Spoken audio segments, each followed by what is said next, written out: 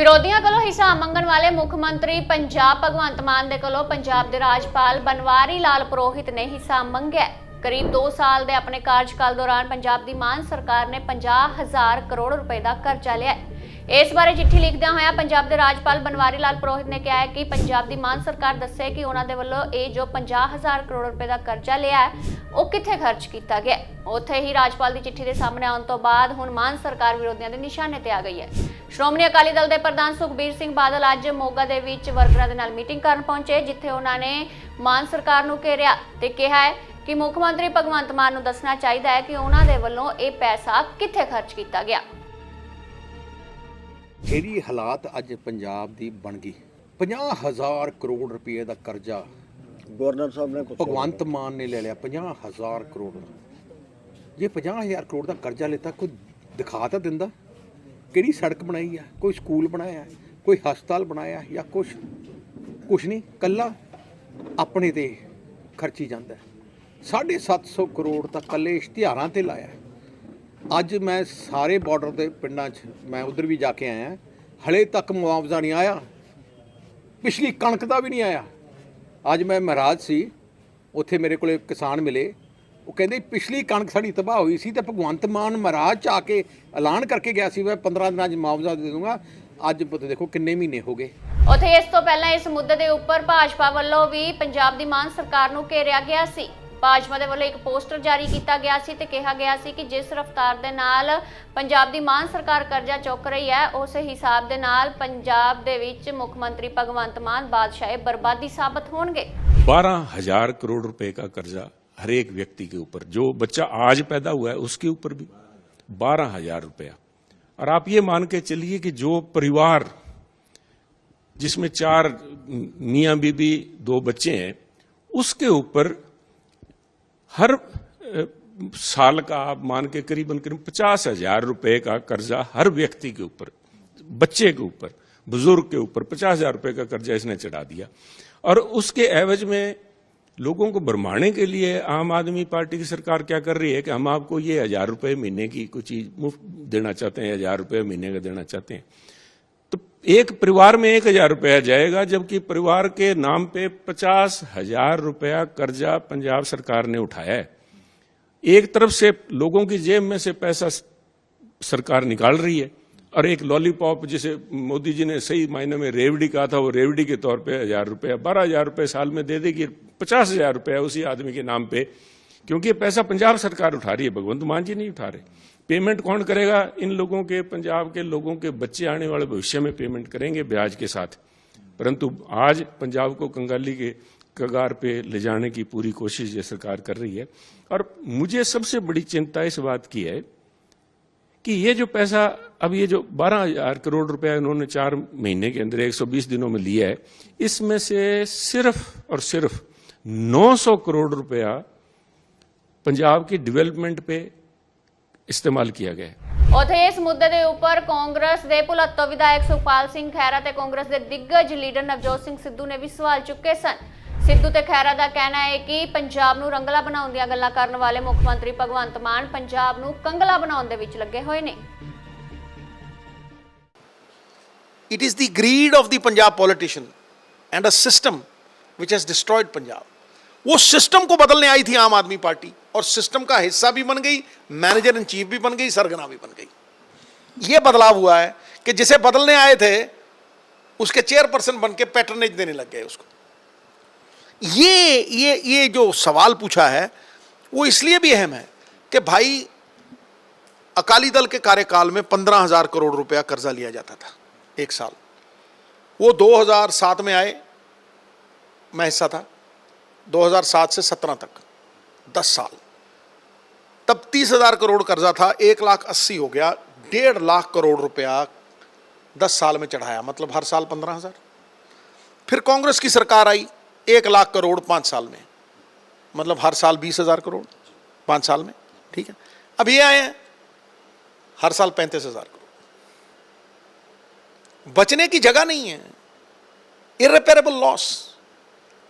मतलब ये वो त्रासदी है कि यहां से भागने की जगह नहीं है। अब ये होगा कि फाइनेंशियल इमरजेंसी डिक्लेयर होगी और आप मोहताज हो जाओगे सेंटर से। फिर कहते हो तुम हेल्थ मोहल्ला क्लिनिक के धमगजे मारते हो। अरे 5,000 करोड़ तुमने उसमें डाला है एजुकेशन में और 10,000 करोड़ रुपए हेल्थ में। अरे गुरु, कम से कम नहीं 20 साल अगर 10 से 15% स्टेट की इनकम वहां जाए तो जाके हेल्थ सिस्टम रिस्पॉन्ड करता है। आपके पास तो बेड नहीं है और आप ये मोहल्ला क्लिनिक्स की बात करते हो, उसकी कहानी तो मतलब दास्तान भी खत्म हो जाएगी।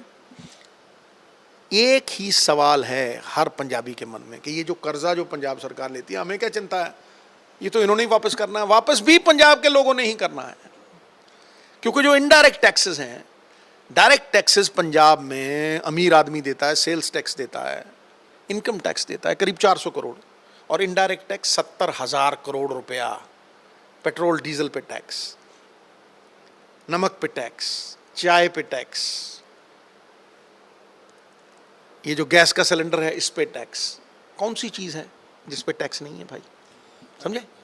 कल डिफेंस आया था, जो गवर्नर साहब की चिट्ठी आई उसके ऊपर आम आदमी पार्टी का डिफेंस आया था कि जो पुरानी पार्टियों ने जो सरकारों में रही उनका जो कर्जा लिया हुआ था उसी को उतारने के लिए, उसका ब्याज भरने के लिए सब हुआ है। अच्छा, तो इनको पूछो कि ये 50,000 करोड़ रुपया किसके लिए लिया?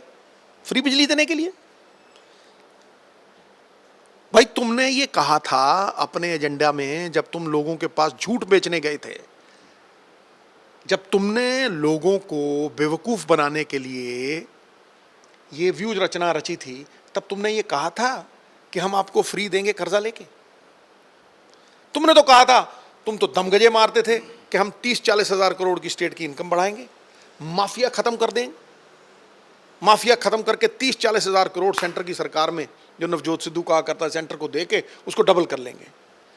डबल कर लेंगे? कहां है वो इनकम? तुमने कहा 20,000 करोड़, सुन ले भाई, फिर बाद में मुकरियो मत। तुमने कहा 20,000 करोड़ रुपए हम रेत से निकालेंगे,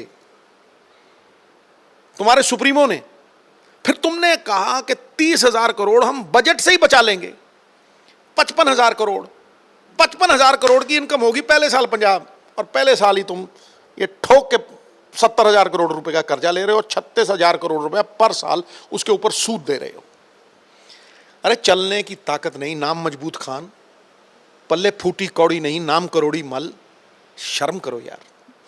तुम कहते थे कोई वीआईपी कल्चर नहीं होगा, तुम्हारी टी टी टी सुन के कान पक गए लोगों के। हैं 50-50, 70-70 गाड़ी चलती है तुम्हारे साथ। हैं शादी में तुम जब दिल करता है, कार्टल्स को पूरी तरह से तुमने ओन अप किया हुआ है।